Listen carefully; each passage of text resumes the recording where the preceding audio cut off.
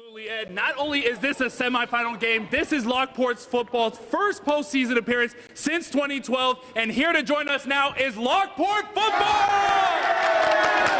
But as you make your way down towards Hamburg, towards those cities in Orchard Park, that's when the snow starts to come in, and that's when you start to see the roads be slick. Originally, the fire started with just 3 houses that were engulfed in flames from what the fire chief told me, and then from there, because of the winds, the fire spread to 4 more houses. So there's a total of 7 houses involved with this fire. This is the Bills' 4th straight division title, and now coming up, this is going to guarantee them at least 1 home game for the playoffs. That first home game coming up this Sunday against the number 7 seed Pittsburgh Steelers.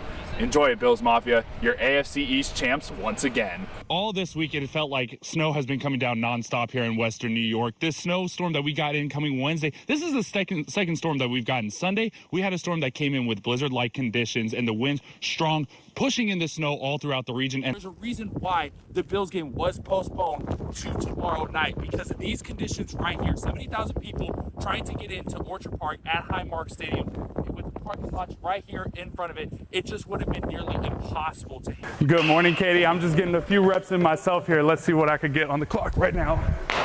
62. That wasn't bad. And here with the pitching mound and the batting cages that are in the background, this is all part of the Powerhouse Sports Complex that is celebrating its grand opening today. These are where the strongest winds have been all since this all started yesterday. We were getting reports about damage starting at 12:30 yesterday down here in Dunkirk, all throughout Chautauqua County. And I got to meet 2 brothers who, like myself, are from the Bay Area in California. Their mom is from Buffalo, and they grew up as Bills fans because of that. Now, they decided to make the trip out for the wild card game, but that almost didn't happen. Not only is this team going for a state title, they're going for their 3rd straight title, their 20th overall as a program, and they are the #1 team in the state. Let me hear it! Yeah!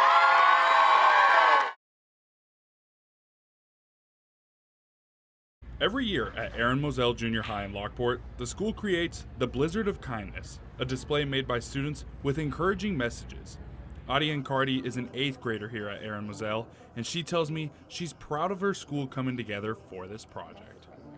If someone reads a snowflake that maybe I wrote, that it could possibly make someone feel better, and that's what matters, that it made someone happier, made someone's day better. Other schools in the district are following their lead. At Anna Merritt Elementary and Emmett Belknap Intermediate, students made chains containing messages and good deeds they've done. This is all a part of the district's new We All Belong campaign. We wanted to make sure that every child felt as if they were special when they walked through the doors every single day, and our families also felt that same feeling as well. The campaign encourages diversity, equity, and inclusion, and it comes at a time when some states are pushing to restrict DEI in schools. Superintendent Calvin tells me his district is committed to supporting DEI. I think it's very critical. We can't do the work that we need to do with and for our students unless we make sure that everyone, again, feels welcomed, that everyone is affirmed, but also that everyone is celebrated in our schools. Dr. Calvin calling this commitment a strength of the district. A part of the We All Belong campaign is the Agreement to Rachel's Challenge, an anti-bullying campaign created after the Columbine school shooting. Well, I think what we're seeing across the district is that kids are happier to come to school. Kids feel safe when they're in school, but also kids are building relationships with not only themselves, amongst themselves, but with our staff, and they're doing that through these acts of kindness. And students like Piper Sparks tells me she appreciates the culture the initiatives have brought to the schools. It brings us closer as a school family. 7th grader Kayvon Smith looks forward to seeing the campaign run for years to come. It's knowing that you're still leaving a positive impact for the next people to come up and kind of refill their shoes so it can just keep going, just like the Rachel Challenge we talked about, a chain reaction, so it can just keep going and going. So, if you may be having a tough day yourself, Lockport wants you to always remember. You can do this. You got this. And you're awesome. You deserve all the good things coming to you. No matter what you face in life, just keep going. Like any toddler, Miles Modikamore loves his toys, his music, and his mom. But when Miles was born, his parents received unexpected news. When Miles was 6 days old, we went to Buffalo Hearing and Speech and had the appointment, and at that time we found out that he was completely deaf. After Miles' diagnosis, he was enrolled in an early intervention program at Erie County Medical Center, allowing Miles to receive the cochlear implants at 9 months old. The surgery was 6 hours, and his reaction to hearing? That is it. Priceless. I just couldn't believe that 2 seconds before he heard, he wasn't hearing anything. And then in that moment, I knew he was going to be able to hear everything, the entire world. Miles became the youngest cochlear implant recipient in Western New York. After receiving his implants, Miles started class at Buffalo Hearing and Speech. His teacher helped him learn the importance of sound. Having auditory awareness is a lot of what we talk about, and just listening skills. He worked with her until he was 2, which is faster than most kids that enter the program. She credits the early parents' intervention. So with Miles, it was like, just because he had been wearing his devices from such an early age, I think his brain was he was just moving along way faster, and he was just understanding and learning vocabulary so much faster than his peers were. Today, he continues to work with his audiologist, Michelle Dubé, who tells me just before Miles' surgery, the FDA chose to lower the age minimum for cochlear implants from 12 months to 9 months. This played a major role into Miles' progression today.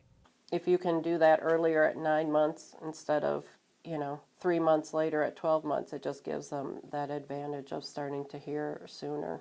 And Dubé also emphasized the importance of parent intervention. We have children that are implanted or wear hearing aids, and if you're not wearing those devices, all the time that you're awake, you're not going to make the progress of a child who wears their devices all the time. After how well Miles has responded to the implants and the therapy, Stacy is a happy mama, seeing her happy little 3-year-old be able to enjoy all of the beauty life offers. To be able to see him participate in all of these, sports and experiences, just like his hearing peers do, without missing out on anything, has just been absolutely wonderful. Who are they? Meet Amy Cavanaros. She's playing one of the lead roles in Your Words, Your Voices. She's been acting now for 8 years. It's the acting I like, because I have big voice. In this time, she's built multiple friendships, and those friendships are a big reason why she loves acting.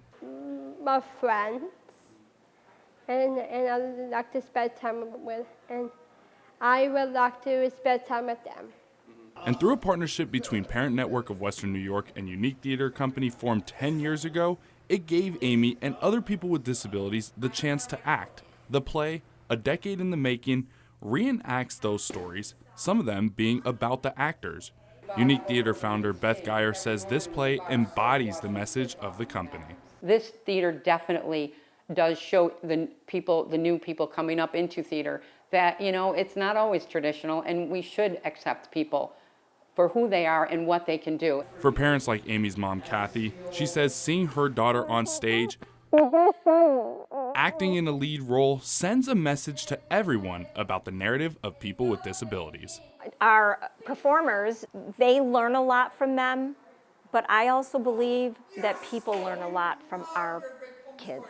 There's more, they learn compassion and just how to treat someone that's different than them. The play is a collaboration of professional actors and actors with disabilities. Katrina Fulcherud is acting as some of her castmates' moms and says it was a great challenge for her. It wasn't necessarily me just being like, what am I going to bring to it?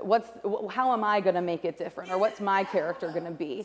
I really took myself out of it and said, let me be whatever that true representation is. And for Eileen Garrison, she says she loves seeing her son Matthew tell his story on stage. My son being able to be himself and show his talents is tremendous. Executive Director of Parent Network Kimberly Kozolka says after putting this play together with Beth, it's an amazing story to see. It's a very poignant production that people will laugh, they will cry, and it just really tells the story about the resiliency of the disability community, and I'm just really proud of it.